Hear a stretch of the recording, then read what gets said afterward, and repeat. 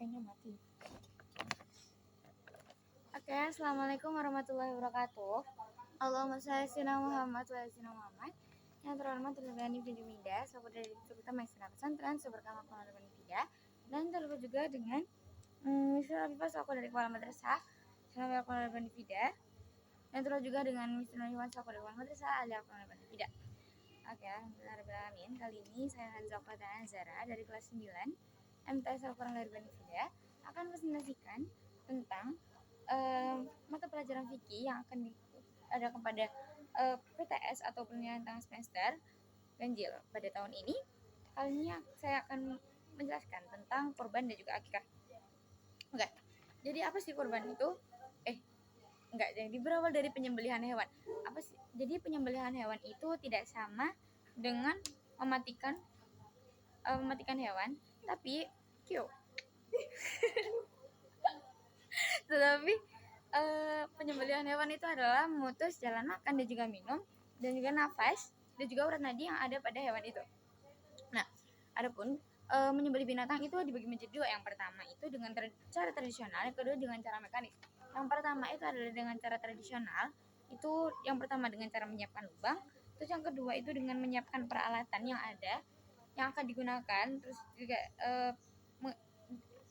hewan yang akan disembelih akan dihadapkan kiblat dan juga menggunakan alat yang tajam agar dia tidak terlalu tersiksa. Nah, terus yang kedua itu terdapat dengan mekanik. Penyembelihan hewan dengan mekanik itu yang menggunakan alat. Jadi dia tuh nggak secara tradisional, nggak digorok sendiri. Jadi yang pertama itu adalah dengan cara mempersiapkan alat. Lalu yang kedua itu memasukkan hewan ke dalam tiga tang sama Iwan. memasukkan hewan ke dalam ruangan yang biasanya itu terhadap gas. Terus dia itu mengucap basmalah. Sebelum sebelum dipenggal, sebelum di kan nanti kalau misalnya dimasukkan ke ruangan kan nanti hewannya bakal pingsan. Nah, dia itu makanya pas sebelum dia itu dipotong atau dimatikan, maka dia itu diucapkan dengan basmalah dulu, baru dia itu dimatiin gitu.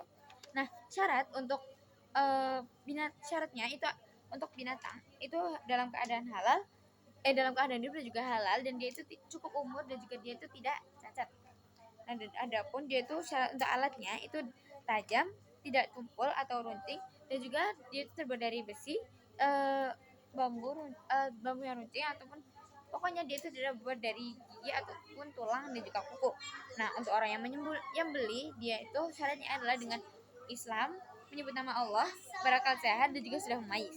Nah, yang pertama terdapat kurban. Kurban ini berasal dari kata bahasa Arab yang dari koruba, yakrubu, kurbanan, yang memiliki arti pendekatan diri, dan tapi secara bahasa fikih itu adalah penyembelihan hewan ternak yang dilakukan pada sekali setahun, yaitu pada tanggal 10 Zulhijjah atau 3 hari tasyrik yang lainnya, yaitu tanggal 11, 12 dan juga 11, 12 dan juga 13 Zulhijjah. Nah, oke. Hukumnya itu adalah sunnah muakkad menurut hadis riwayat At-Tirmizi, tetapi ada pun juga yang berpendapat bahwa kurban itu wajib, ya. Tapi itu tergantung masing-masing. Nah, waktunya yang dilaksanakan itu adalah 10 Zulhijjah, yang tadi seperti 3 hari tasyrik lainnya. Nah, pembagiannya karena dia tuh menggunakan hewan ternak, dia tuh menggunakan unta, sapi, kambing, dan juga domba. Ada juga kerbau. Nah, untuk unta itu adalah 7 sampai 10 orang yang dilaksanakan. Untuk sapi adalah 7 orang, dan untuk kambing dan juga domba itu adalah 1 orang. Nah, dia ini bakal dibagikan untuk fakir miskin dan juga bisa pokoknya harus habis. Dan entah itu untuk fakir miskin atau untuk diri sendiri atau orang yang mengurus penyembelihan kurban tadi. Nah, ya tadi seperti tadi syaratnya ya. Nah, ada pun juga akikoh. Akikoh itu pengertiannya itu memiliki arti yaitu rambut yang baru tumbuh.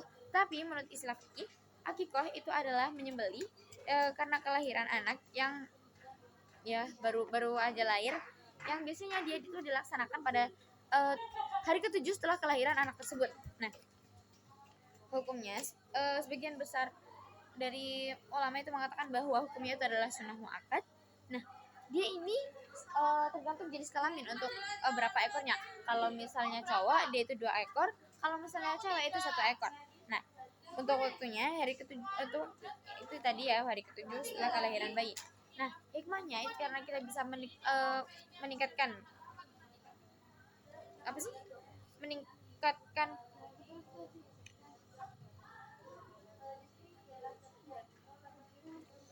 ketakwaan kepada Allah, dan juga bisa kita membaca memberi dan juga dapat mendekatkan diri kepada Allah.